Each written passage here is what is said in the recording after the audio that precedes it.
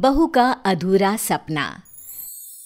सिमरन का एक ही सपना है, पर न जाने उसकी किस्मत में क्या लिखा है। सिमरन के माता पिता उसकी उम्र को देखते हुए उसके लिए एक अच्छा सा वर ढूंढने लगते हैं। सिमरन के बापू, अब बस मारी छोरी की शादी हो जाए, मैं देवी माँ के दर्शन करने जाऊं। अरे भगवान, तू क्यों टेंशन ले है?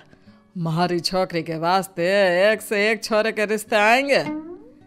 बापू, मन्ने अभी शादी ना करनी, अभी तुम्हारा सपना भी पूरा ना होया। अरे छोरी, थारा दिमाग तो खराब ना हो गया? मारी नाक कटाएगी कि भरे समाज में। सिमरन के बापू, आप कल ही छोरे वालों को बुला लो, जितनी जल्दी हो सके इसके हाथ पीले करो और ससुराल भेजो। सिमरन की बहुत जिद करने पर भी उसके माता पिता उसकी बात नहीं मानते। अगले दिन सिमरन को लड़के वाले देखने आते हैं। उन्हें सिमरन एक ही नज़र में पसंद आ जाती है। लड़के की माँ यामिनी थोड़े खुले विचारों वाली होती है, इसलिए वो सिमरन से पूछ लेती है, बेटा सिमरन, आपको अगर अपना कोई सपना या आगे पढ़ाई पूरी करनी है तो आप मुझे खुल के इस बारे में बता सकती हो। अरे समधन सा, कैसी बात कर रहे हो आप? हमने तो अपनी छोरी को खूब पढ़ा दिया। और रही बात सपने की, तो सिमरन का तो ऐसा कोई सपना कभी रहा कौनी। सिमरन की माँ अपनी चतुराई से बात को संभाल लेती है। सिमरन बहुत उदास हो जाती है, क्योंकि उसकी माँ उसका बचपन का सपना एक ही पल में कुचल देती है। कुछ दिन बीत जाते हैं और सिमरन की शादी का दिन आ जाता है। सिमरन शादी के जोड़े में सुंदर तो लगती है, पर उसके चेहरे से उसके अंदर की उदासी साफ नजर आती है। ये देख के उसकी सास यामिनी सिमरन की माँ से कहती है, सिमरन कुछ उदास सी लग रही है, सब ठीक तो है ना?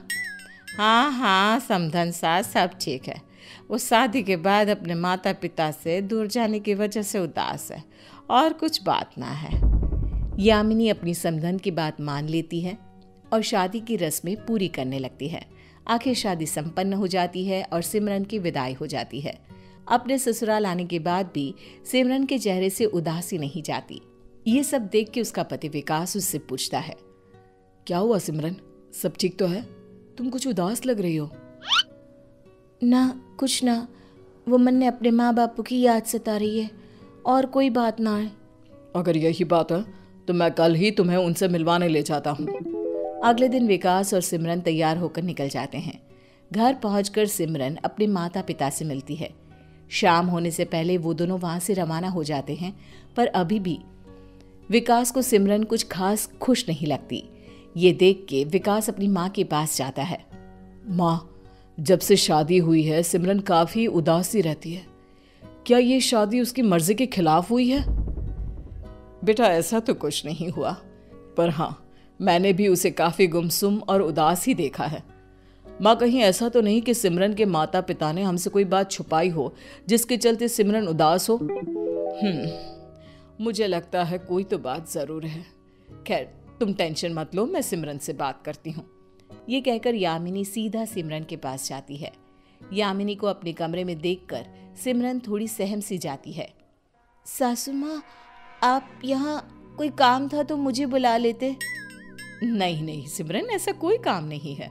हम तो बस यूं ही अपनी बहू के साथ थोड़ा समय बिताने आ गए। कहीं तुम्हें डिस्टर्ब तो नहीं किया ना? ना सासू माँ, ये आप क्या बोल रहे हो? आप बीमारी माँ ही तो हो। नहीं, ऐसा तो नहीं है, क्योंकि अगर ऐसा होता तो तुम अपनी इस उदासी का कारण हमें जरूर बताती। ये बात सुन के सिमरन चुप हो जाती है।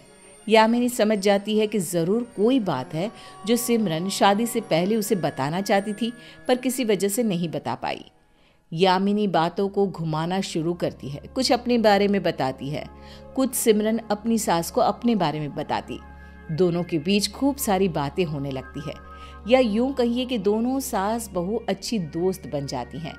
बातों ही बातों में सिमरन अपने बचपन के सपने के बारे में भी अपनी सास यामिनी को बता देती है।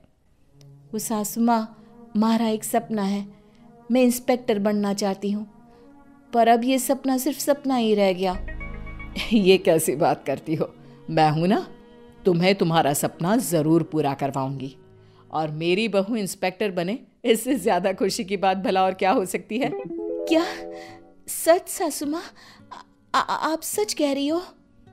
सिमरन अपनी सास की बात सुनकर बहुत खुश होती है और उनके गले लग जाती है। बस फिर क्या था, सिमरन का इंस्पेक्टर बनने का सफर शुरू हो जाता है। बहुत उतार चढ़ाव आते हैं पर सिमरन हार नहीं मानती। धीरे धीरे सब सिमरन को डीमोटिवेट करने लगते हैं, यहाँ तक कि उसके माता पिता भी उसका साथ छोड़ देते हैं। पर यामिनी अपनी बहू का साथ नहीं छोड़ती।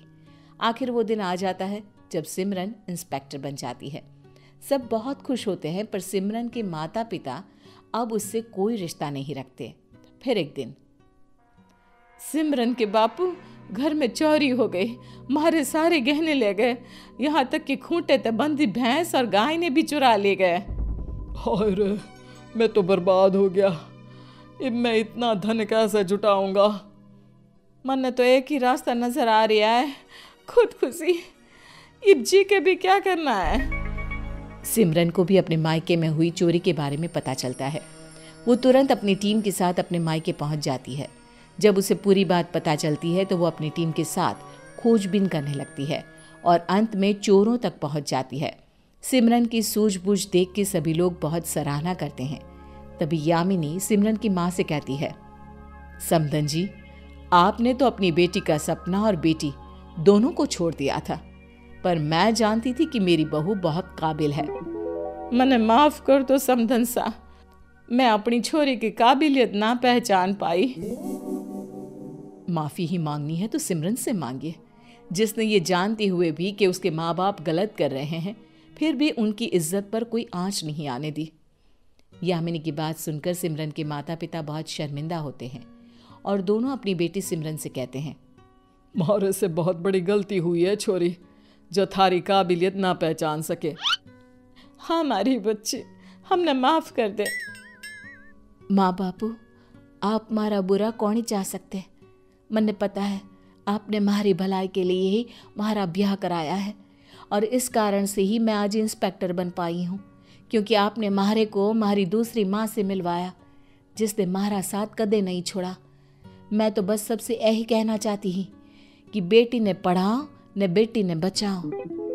सब सिमरन की ये बात सुनकर बहुत खुश होते हैं और सिमरन के माता पिता भी अपनी बेटी के इंस्पेक्टर बनने की खुशी में दावत रखते हैं और उसकी जीत की खुशी धूमधाम से मनाते हैं।